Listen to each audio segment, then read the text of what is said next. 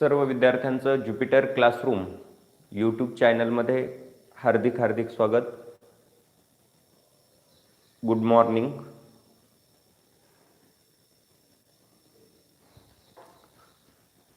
पहा, आज आपण आपल्या सायन्स पेपर फर्स्टमधील चॅप्टर नंबर 8 मेटलर्जी स्टडी करणार आहोत.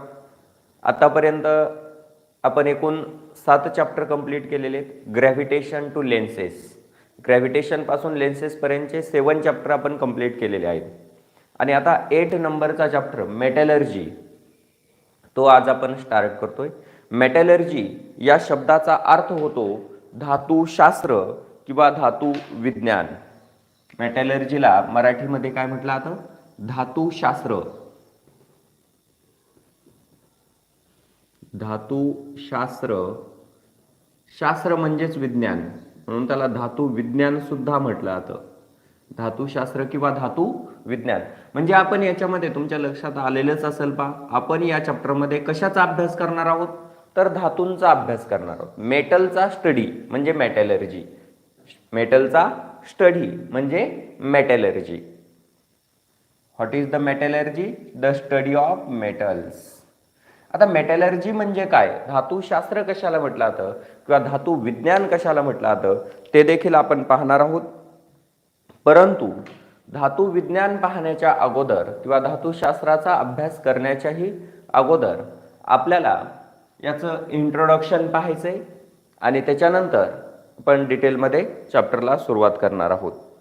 तर पहा, सुरुवातीला पाहूया इंट्रोडक्शन पार्ट.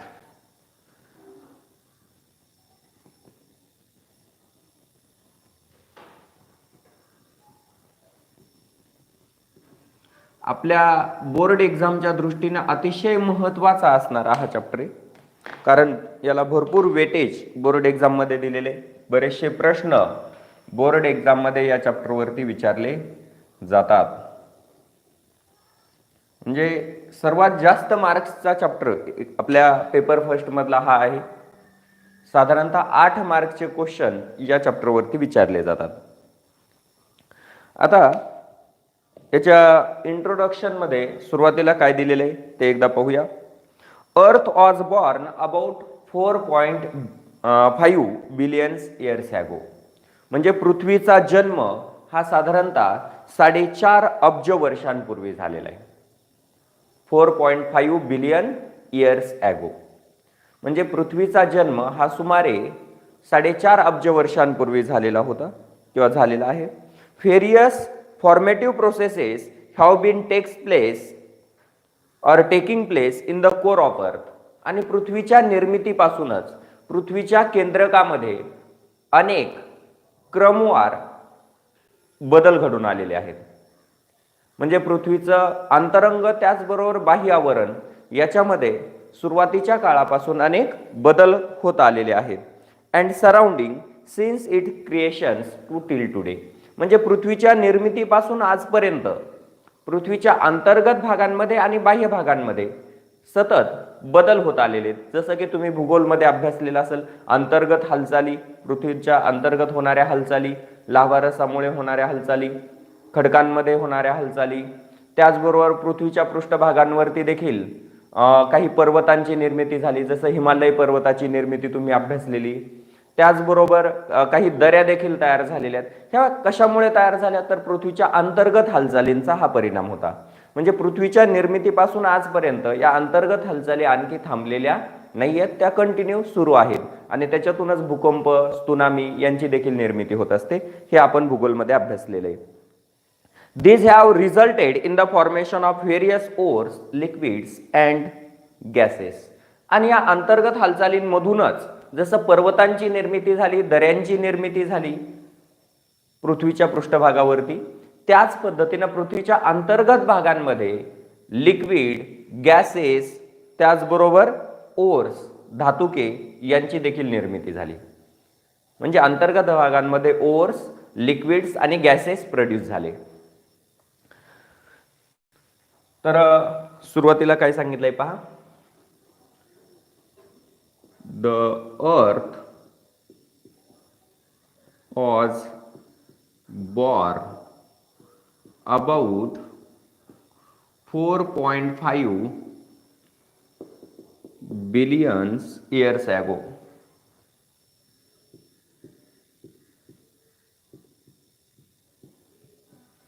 म्हणजे साधारणतः 4.5 अब्ज वर्षांपूर्वी पृथ्वीची निर्मिती झाली.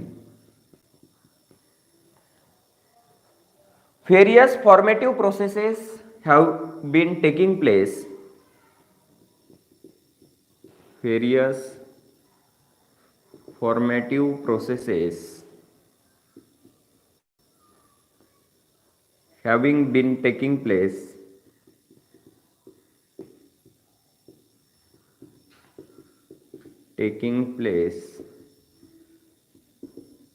in core of earth, म्हणजे पृथ्वीच्या केंद्रकामध्ये, core of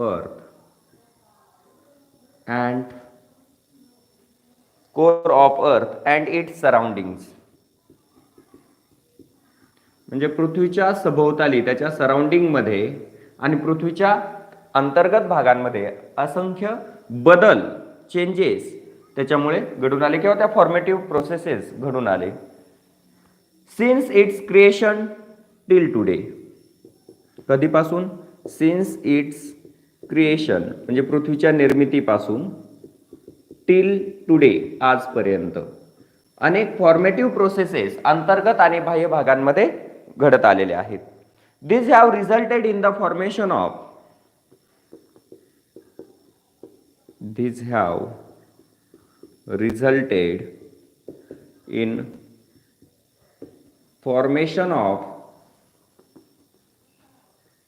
ores, liquids and gases.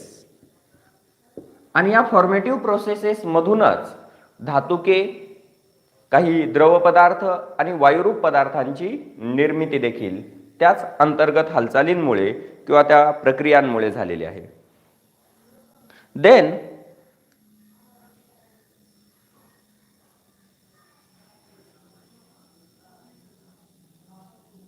these substances किंवा in short fundamental substances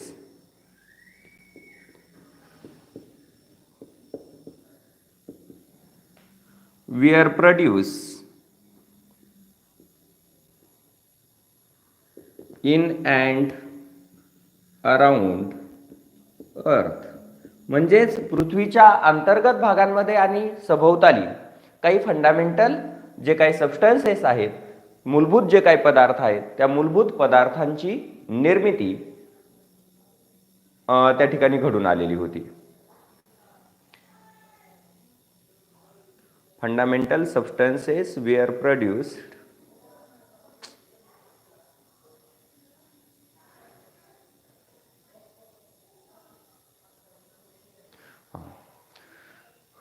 In short, fundamental substances were produced in and around earth. पृथ्वीच्या अंतर्गत भागांमध्ये आणि सभोवताली काही फंडामेंटल सबस्टन्सेस प्रोड्यूस झालेले होते.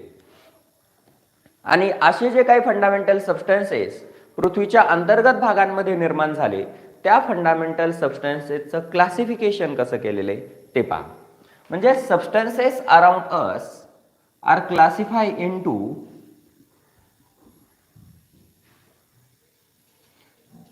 substances around us are classified into 3 types. आपल्या सभोवतालच्या पदार्थांचं 3 प्रकारांमध्ये वर्गीकरण करण्यात आलेलं होतं.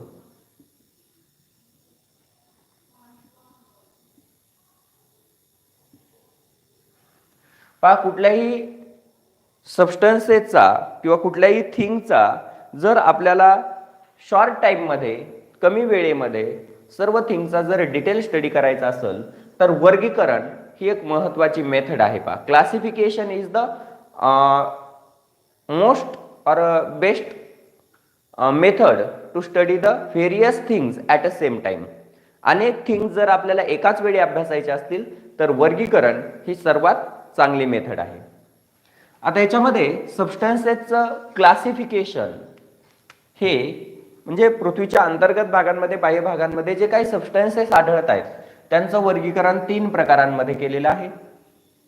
ते म्हणजे एलिमेंट्स, दुसरे कंपाऊंड्स आणि तिसरे मिक्सचर्स.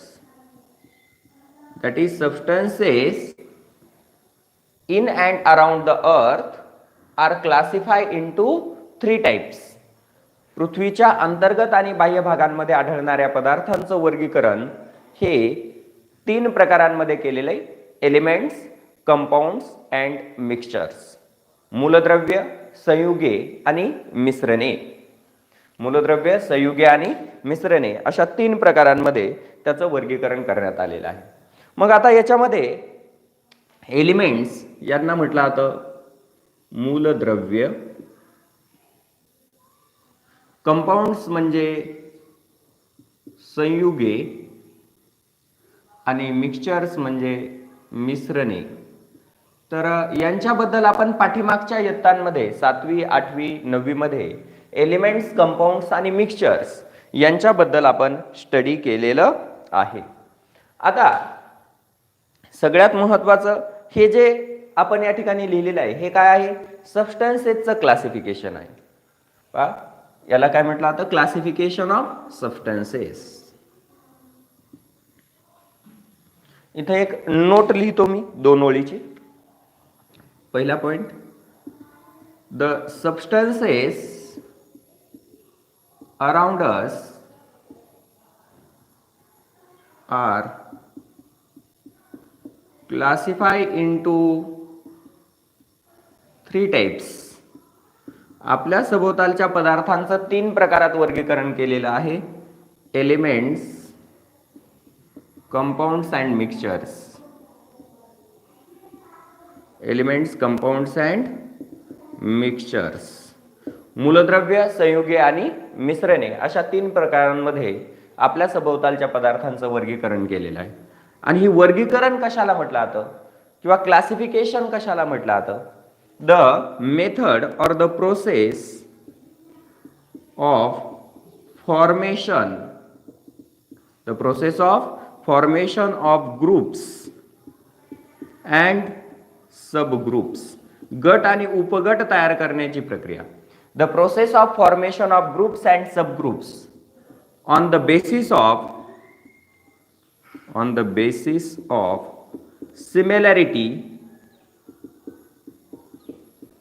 similarities and differences.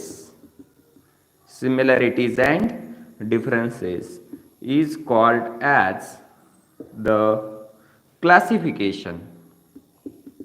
म्हणजेच पहा, सिमिलॅरिटी आणि डिफरन्सेस वरून, सिमिलॅरिटीज आणि डिफरन्सेस वरून गट आणि उपगट तयार करण्याची जी प्रक्रिया असते, सिमिलॅरिटीज आणि डिफरन्सेस वरून पदार्थांचे गट आणि उपगट तयार करण्याच्या प्रक्रियेला वर्गीकरण म्हटलं जातं.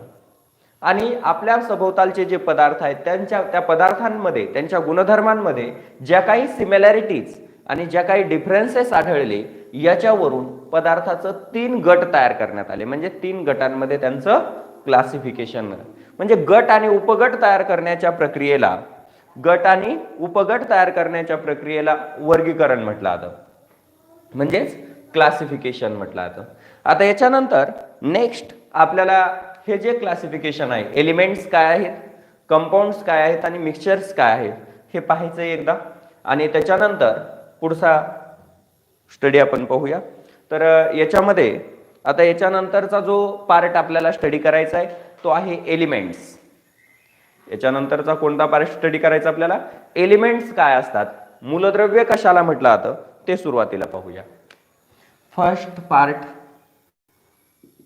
एलिमेंट्स. आता कंपाऊंड्स आणि मिक्सचर हा जो भाग आहे तो आपण पुढे जसजसा येईल त्यानुसार स्टडी करत राहू.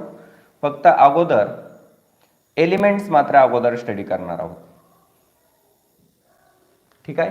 एलिमेंट्स, मराठीमध्ये एलिमेंट्सला म्हटलं आता मूलद्रव्य. मग what is mean bye elements आपण पाहितलेला आहे chapter periodic classification of elements. आणि पिरियॉडिक क्लासिफिकेशन ऑफ एलिमेंट्स मध्ये आपण एलिमेंटचा स्टडी केलेला आहे.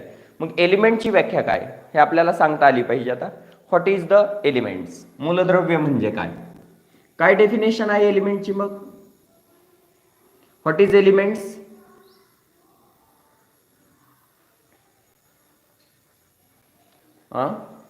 एलिमेंट्स म्हणजे काय, मूलद्रव्य कशाला म्हटलं जातं. ब्रेन वरती ट्रेस द्या की एलिमेंटची डेफिनेशन काय आहे. द प्युअर सबस्टन्सेस, एलिमेंट्स हे काय आहेत, एलिमेंट्स आणि कंपाऊंड हे प्युअर सबस्टन्सेस आहेत, लक्षात ठेवा. एलिमेंट्स आणि कंपाऊंड्स हे प्युअर सबस्टन्सेस आहेत, मिक्सचर हे इम्प्युअर सबस्टन्सेस आहेत. The pure substances which is made up of single type of particles, only one type of particles having similar properties called as elements. What is the elements? The pure substances, the pure substances which made up of single type of particles having similar properties. The pure substances which is made up of single type of particles having similar properties. म्हणजेच एकाच प्रकारच्या समान गुणधर्म असणाऱ्या एकाच प्रकारच्या कणांनी तयार झालेले जे पदार्थ असतात त्यांना मूलद्रव्य म्हटलं जातं. The pure substances which is made up of single type of particles having similar properties R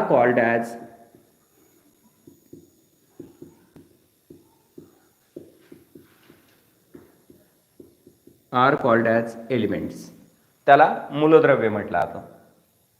examples एलिमेंटचे काय आहेत, hydrogen, helium, carbon, oxygen, iron, gold etcetera are the examples of elements. हे सर्व एलिमेंटचे एक्झाम्पल्स आहेत. And there are total 118 elements. आतापर्यंत 118 मूलद्रव्य शोधले गेलेले आहेत. तर एलिमेंटचा पुढचा पार्ट पाहण्याच्या अगोदर याचा एक स्क्रीनशॉट घ्या, म्हणजे आपण एलिमेंटचा पुढचा पार्ट पाहूया, क्लासिफिकेशनचा. सर्वांनी याचा पटकन एक स्क्रीनशॉट घ्या.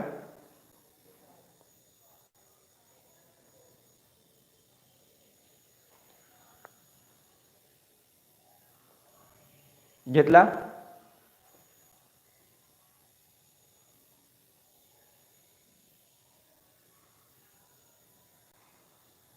ओके, ठीक आहे. आता याच्यानंतर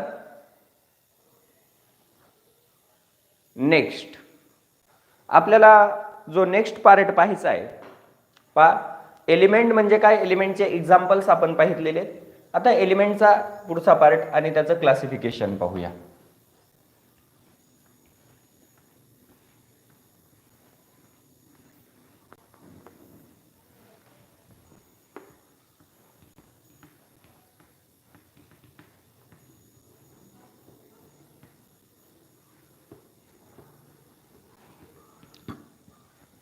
एलिमेंट्स, इथे एलिमेंटची एक नोट महत्वाची लक्षात घ्यायची आपल्याला, एलिमेंट संबंधित असणारी ती काय आहे पहा. Till a date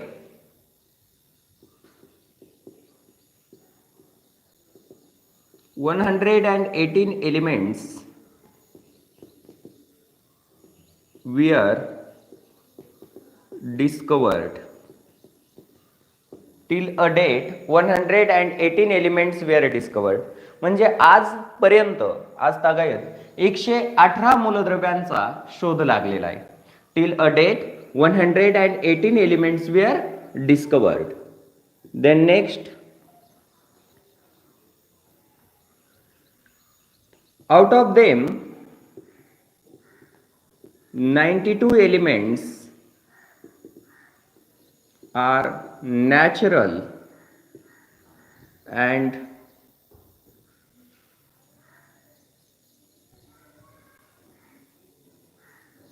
26 are synthetic or artificial.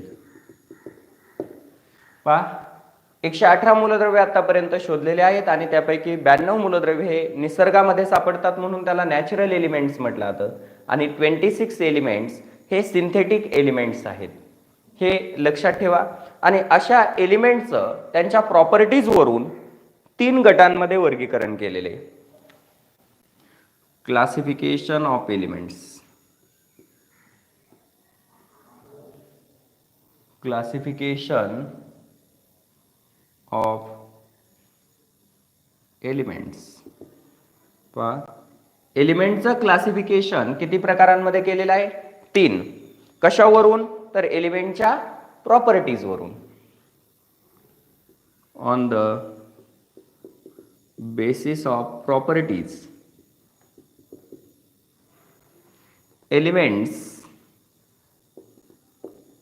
classify into 3 types. एलिमेंटचं 3 गटात वर्गीकरण केलेलं आहे आणि ते 3 गट म्हणजे मेटल्स म्हणजे धातू,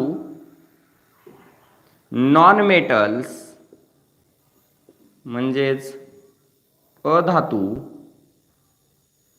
आणि मेटॅलॉइड्स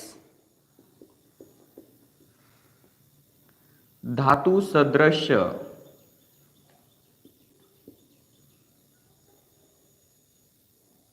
मूलद्रव्य. धातू, अधातू आणि धातू सदृश्य मूलद्रव्य असं मूलद्रव्यांचं 3 गटात वर्गीकरण केलेले आहे. Metals, non metals and metalloids. धातू, अधातू आणि धातू सदृश्य मूलद्रव्य असं मूलद्रव्यांचं 3 गटात वर्गीकरण केलेलं आहे किंवा मूलद्रव्यांचे या पद्धतीनं 3 गट पडत आहेत.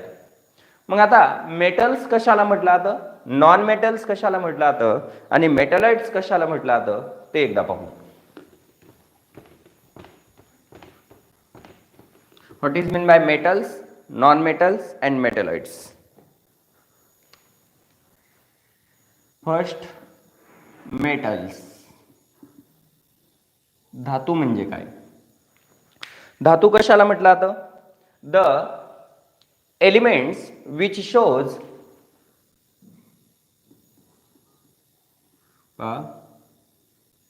Definition of metals. The elements which shows properties like malleability,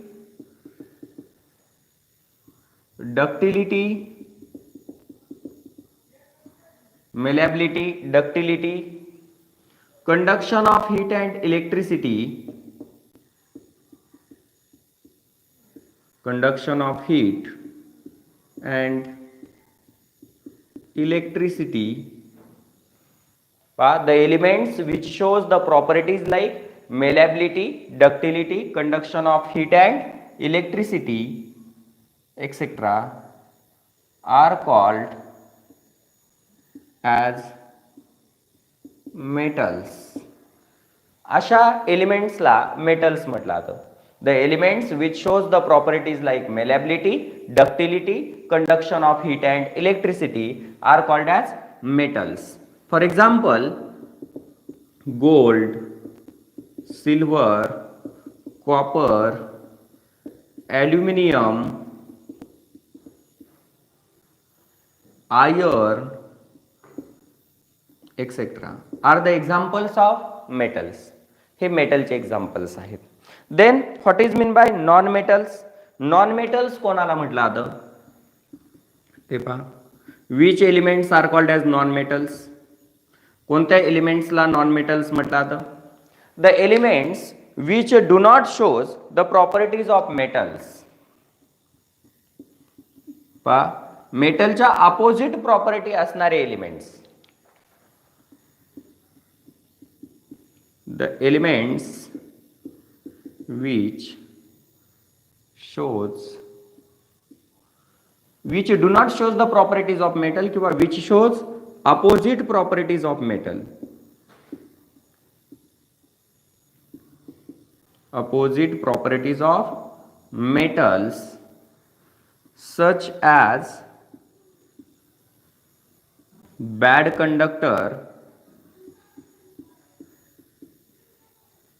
किंवा such as brittle, then bad conductor of heat and electricity etc. are called non-metal. म्हणजे पहा, ज्या एलिमेंट्स मध्ये मेटलच्या अपोजिट प्रॉपर्टी असतात, जसं की मेटल मेलेबल डक्टाईल असतात, हे नॉन मेलेबल नॉन डक्टाईल असतात. मेटल हे हार्ड असतात, हे ब्रिटल असतात. मेटल गुड कंडक्टर आहेत, हे बॅड कंडक्टर आहेत. अशा अपोजिट प्रॉपर्टी असणारे जे एलिमेंट्स असतात त्यांना नॉन मेटल्स म्हटलं जातं. Example carbon, oxygen, sulphur, chlorine etcetera are the examples of non metals. हे काही नॉन मेटलचे एक्झाम्पल्स आहेत. आता थर्ड कॅटेगरी ती पहा काय आहे, ती म्हणजे मेटलाइट्स. थर्ड कॅटेगरी आहे एलिमेंटची ती म्हणजे मेटलाइट्स, म्हणजे धातू सदृश्य मूलद्रव्य. मेटलाइट्स कोणाला म्हटलं जातं? Which elements are called as metalloids. धातू सदृश्य मूलद्रव्य कोणाला म्हटलं जातं? The elements which shows both common properties of metals and non metal. Metal आणि नॉन मेटल या दोन्हीच्याही कॉमन प्रॉपर्टी दर्शवणारे जे एलिमेंट्स असतात त्यांना मेटलाइट्स म्हटलं जातं. The elements which shows both common properties of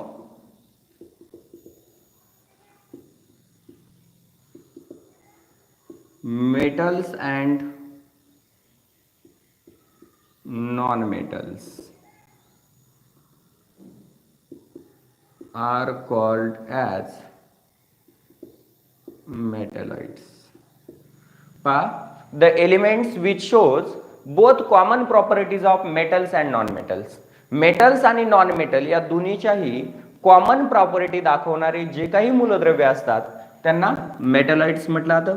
for example मेटलाइटचे example boron, silicon, arsenic, antimony, germanium etc. Are the examples of metalloid. हे काही मेटलाइटचे एक्झाम्पल आहेत. आपल्याला मेटलर्जी या चॅप्टरमध्ये फक्त दोनच महत्त्वाचे घटक स्टडी करायचे आहेत, एक मेटल्स आणि हे त्याच्या अपोजिट आहेत नॉन मेटल, म्हणून नॉन मेटल. मेटल्स आणि नॉन मेटल्स यांचा स्टडी आपण मेटलर्जी या चॅप्टरमध्ये करणार आहोत. तर हा होता इंट्रोडक्शन पार्ट.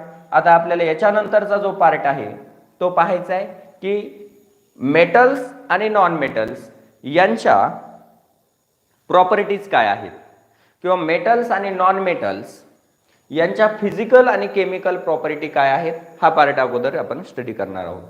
तर मेटल्स आणि नॉन मेटल्स काय आहेत, मेटलाइट काय असतात हे आपण पाहितलं. आता मेटलच्या फिजिकल प्रॉपर्टी काय असतात तो पार्ट आपल्याला पाहायचा आहे. फिजिकल प्रॉपर्टीज ऑफ मेटल्स आणि नंतर physical properties of non metals. Physical property पाहितल्यानंतर आपण केमिकल प्रॉपर्टी पाहणार आहोत. तर याचा एक स्क्रीनशॉट तुम्ही घ्यायचा आहे. एक स्क्रीनशॉट घ्या एवढ्या पार्टचा.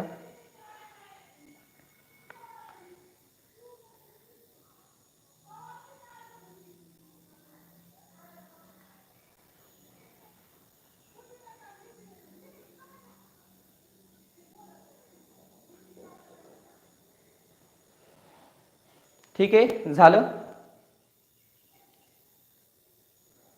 चालतं.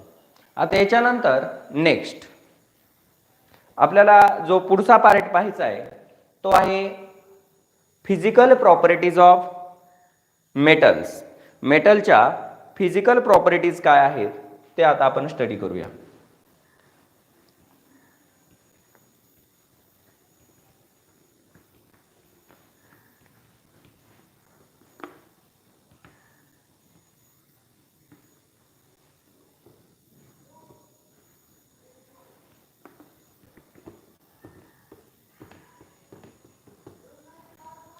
नेक्स्ट आहे फिजिकल प्रॉपर्टीज ऑफ मेटल्स.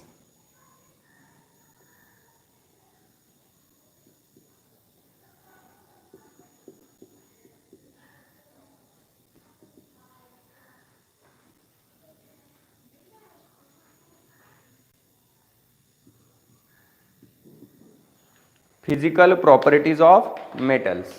मेटल्सच्या फिजिकल प्रॉपर्टीज.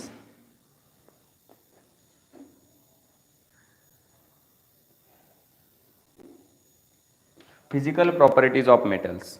धातूचे भौतिक गुणधर्म काय असतात ते आपण याच्यामध्ये पाहणार आहोत.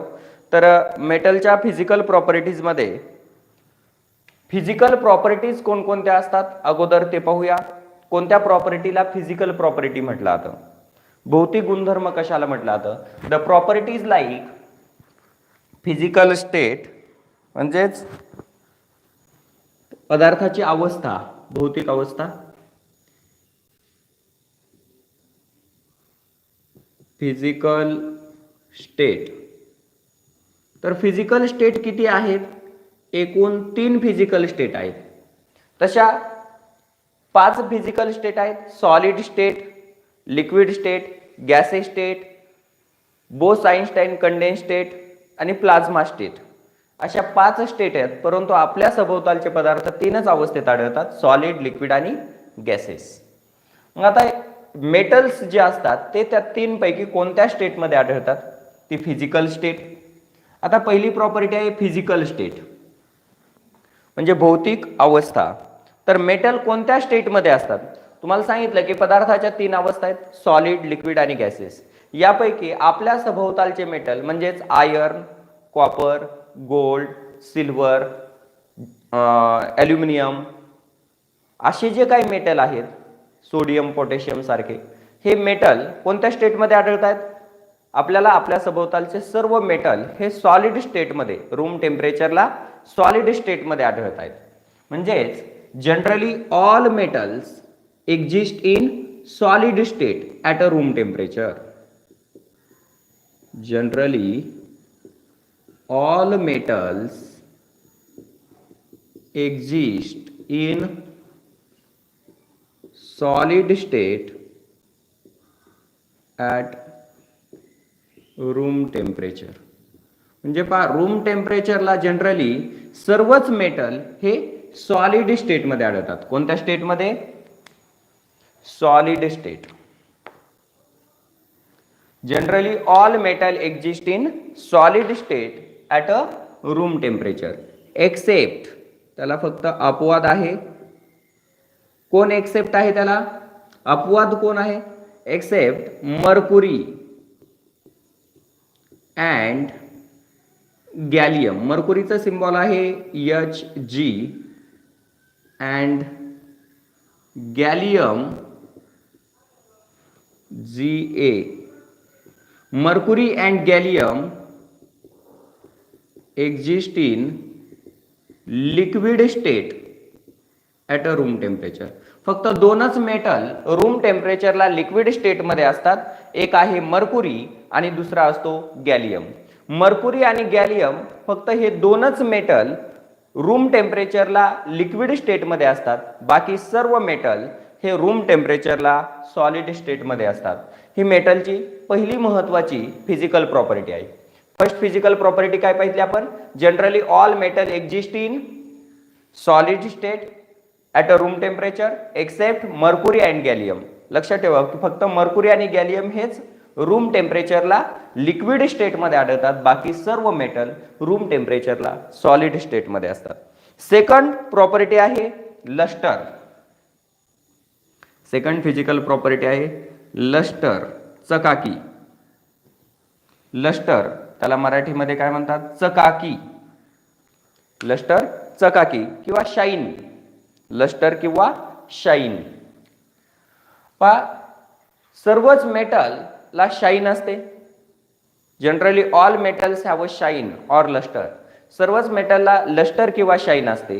आणि जर मेटलचा सरफेस आपण पॉलिश केला, जर घासला, तर त्याची लस्टर आणखी जास्त वाढते. म्हणजे पहा, त्यांच्यामध्ये मूळचा गुणधर्म लस्टर आहे, परंतु त्याला जर आपण पॉलिश केलं तर त्याची ती लस्टर अजून देखील वाढत असते. म्हणजेच generally all metals have lustre or shine. Lustre or shine. These luster may be increases by polishing metal surface. Metal surface जर पॉलिश केला तर त्याची लस्टर अजून देखील इन्क्रीज होत असते. पहा, generally all metal have a luster or shine and this luster may be increases by polishing the metal surface. इथं एक एक्झाम्पल म्हणून लक्षात ठेवा, मर्क्युरी हा जो मेटल आहे, mercury is most lustrous metal. Mercury हा सर्वात जास्त लस्ट्रस मेटल आहे. And it may be shows किंवा it may be lustre in a darkness also और ॲट अ नाईट अल्सो. रात्रीच्या वेळी अंधारामध्ये देखील हा मेटल त्याची शाईन दाखवत असतो. तर अशा पद्धतीनं ही सेकंड फिजिकल प्रॉपर्टी मेटलची आहे, lustre. Generally all metals have a lustre. सर्वसाधारणतः सर्वच मेटलला लस्टर किंवा शाईन असते आणि ती शाईन मेटल सरफेस पॉलिश करून इन्क्रीज केली जाऊ शकते. आणि मर्क्युरी हा मेटल सर्वात जास्त लस्ट्रस मेटल आहे. आता याच्यानंतर नेक्स्ट पुढची जी काही प्रॉपर्टी आहे, थर्ड नंबरची property physical properties of metal मध्ये थर्ड नंबरची फिजिकल प्रॉपर्टी आहे ती म्हणजे conduction of heat. Conduction of heat. पुढची प्रॉपर्टी कोणती आहे? Conduction of heat. पहा, मेटल्स हॅव फ्री इलेक्ट्रॉन्स. आपल्याला माहिती आहे की मेटल्स मध्ये काय असतात? फ्री इलेक्ट्रॉन्स असतात. Metals have free electrons. Metals मध्ये फ्री इलेक्ट्रॉन असतात आणि ते फ्री इलेक्ट्रॉन हीट आणि इलेक्ट्रिसिटीच्या कंडक्शन साठी रिस्पॉन्सिबल असतात. Metals have free electrons, hence they are conductor of heat. त्याच्यामुळे मेटल्स हे हीटचे कंडक्टर आहेत. Metals are conductor of heat.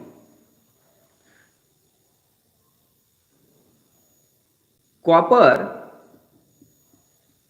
and silver are good conductor of heat. Copper आणि सिल्वर हे दोन मेटल हीटचे गुड कंडक्टर आहेत. Which are the good conductor of heat? Copper and silver are the good conductor of heat. Generally सर्वच metal हे heat conduct करतात. सर्वच metal हे हीटचे कंडक्टर आहेत, परंतु कॉपर आणि सिल्वर हे हीटचे गुड कंडक्टर आहेत. त्याच्यानंतर नेक्स्ट प्रॉपर्टी आहे conduction of electricity.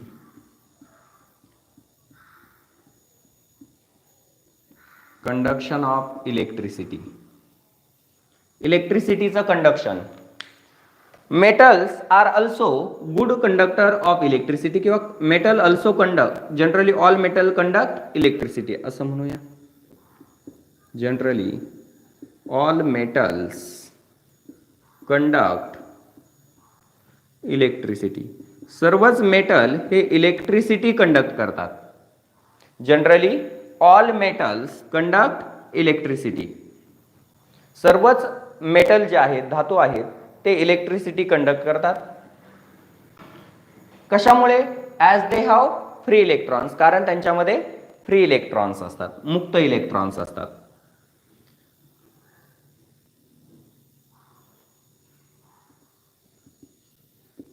The copper and aluminum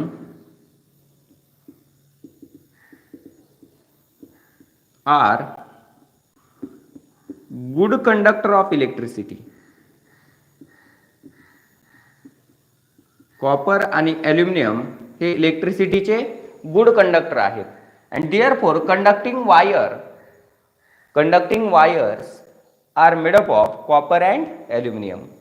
conducting wire ह्या कॉपर आणि ॲल्युमिनियमच्या असतात. त्याचं कारण आहे, कॉपर आणि ॲल्युमिनियम हे जे मेटल्स आहेत ते इलेक्ट्रिसिटीचे गुड कंडक्टर असतात. कारण मेटल्समध्ये large number of free electrons असतात. मेटलचा रेजिस्टन्स कमी असतो आणि त्याच्यामुळे ते इलेक्ट्रिसिटीचे देखील गुड कंडक्टर असतात.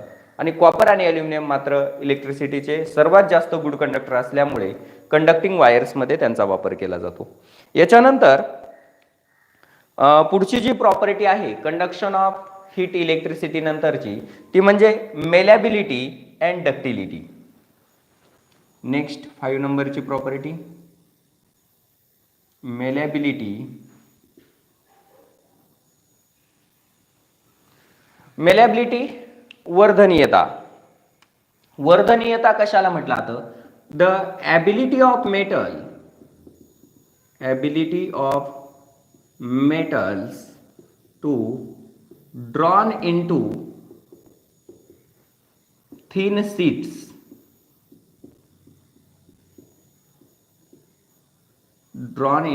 sheets is called as malleability. What is the malleability? The ability of metal to be drawn into thin sheet. मेटलची थिन सीट मध्ये ड्रॉन होण्याची जी काही ॲबिलिटी असते त्यालाच मेलॅबिलिटी म्हटलं जातं. The ability of metal to drawn into thin sheets is called as malleability. For example, त्याचं एक्झाम्पल पहा.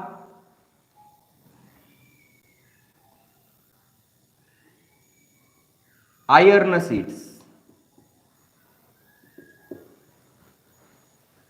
म्हणजे आपल्याला लोखंडाचे जे पत्रे पाहायला मिळतात, gold sheets, iron sheets, silver sheets, these are the aluminum seats. These are the examples of malleability property of metals. Then ductility. पुढची प्रॉपर्टी आहे डक्टिलिटी, ज्याला तन्यता म्हटलं जातं.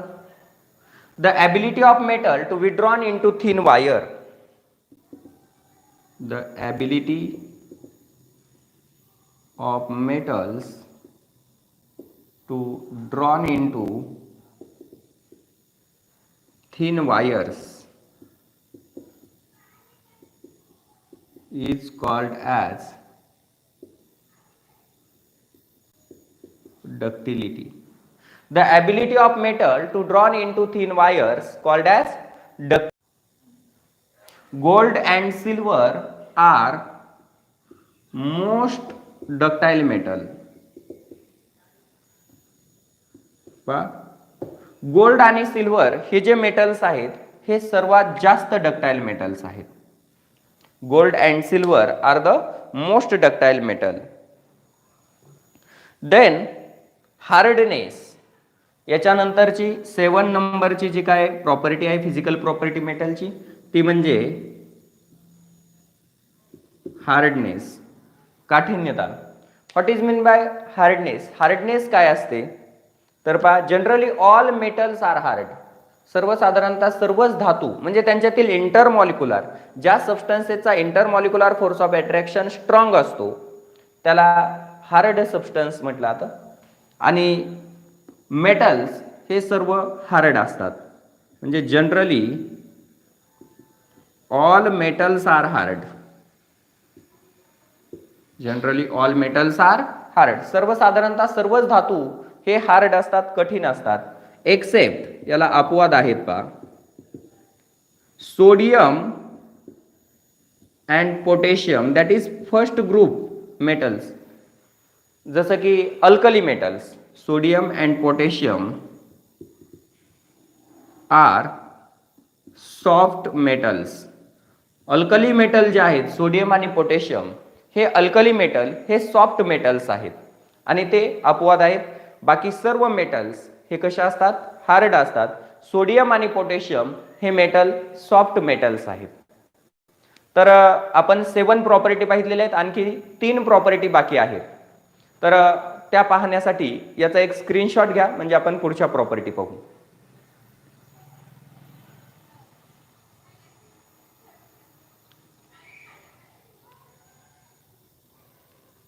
घेतला?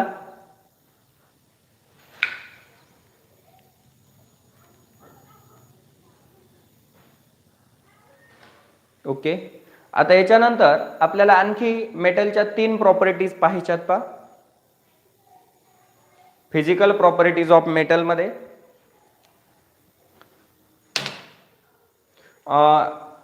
अगोदर या प्रॉपर्टी सर्व रिपीट एकदा सांगतो पुसण्याच्या अगोदर.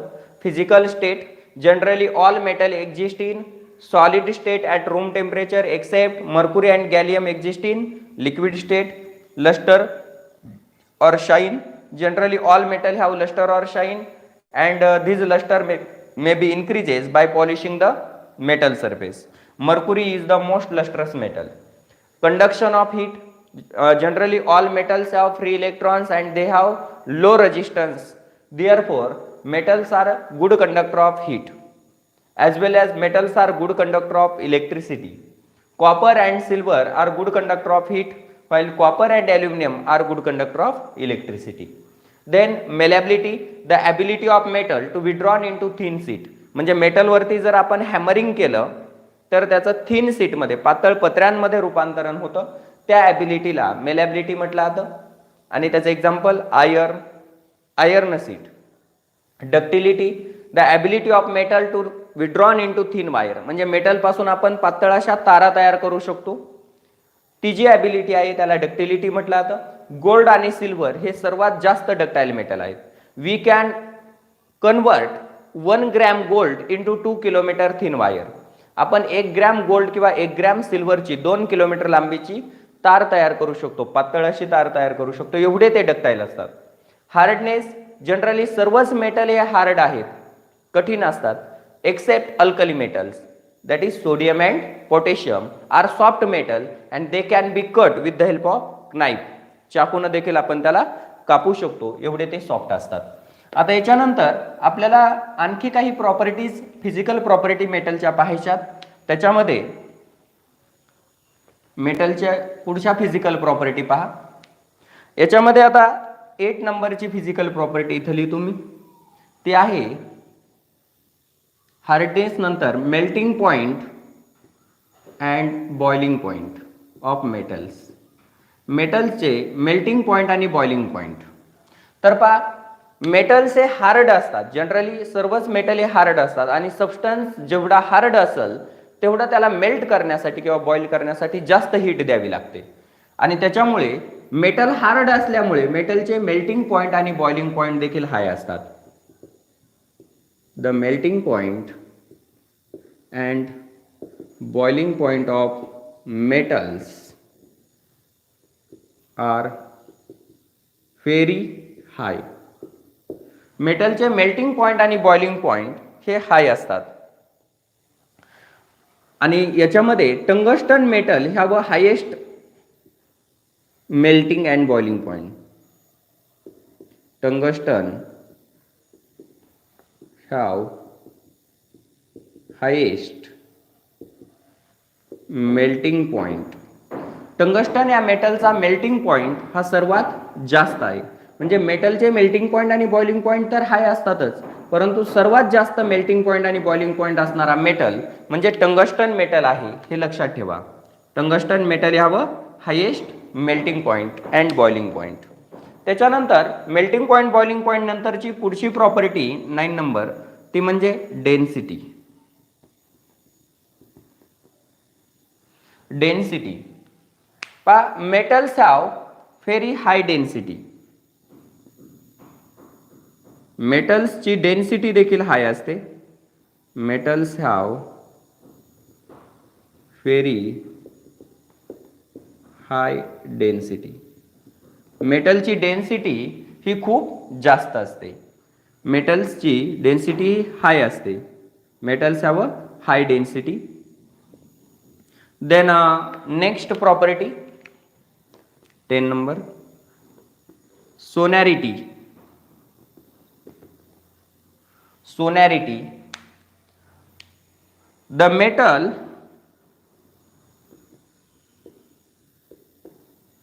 produces ringing sound. The metal produces ringing sound on hammering on its hard surface.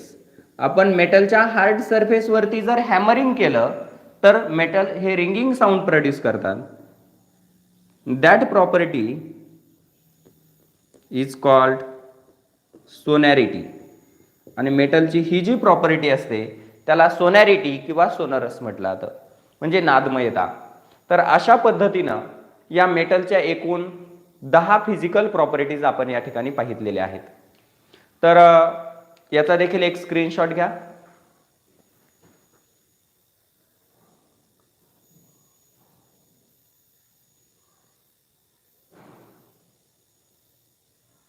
Okay. आता याच्यानंतर नेक्स्ट पहा, आपण आजच्या लेक्चरमध्ये मेटलर्जी या चॅप्टरचा इंट्रोडक्शन पार्ट पाहितलेला आहे आणि त्याच्यामध्ये मेटल्स, नॉन मेटल्स काय असतात, मेटलॉइड काय असतात ते पाहितलं. त्याचबरोबर मेटलच्या 10 फिजिकल प्रॉपर्टी पाहितल्यात. या 10 फिजिकल प्रॉपर्टी आपल्याला केव्हाही सांगता आल्या पाहिजे. याच्यावरती तुम्हाला बोर्ड एक्झाम मध्ये 3 मार्क्सचा क्वेश्चन विचारला जातो. State the physical properties of metals. 3 मार्क्ससाठी क्वेश्चन विचारला जातो. त्यासाठी आपल्याला या प्रॉपर्टी लिहिता आल्या पाहिजे आणि सांगता देखील आल्या पाहिजे. आता याच्यानंतर आपल्याला जो नेक्स्ट पॉइंट पाहायचा आहे तो आहे physical properties of non metals. आणि मेटल नॉन मेटल मध्ये असणारा डिफरन्स तो आपण उद्याच्या लेक्चरमध्ये पाहूया. तर आज आपण या ठिकाणी थांबतोय. उर्वरित भाग हा नेक्स्ट लेक्चरमध्ये उद्या कंटिन्यू केला जाईल. Okay, bye.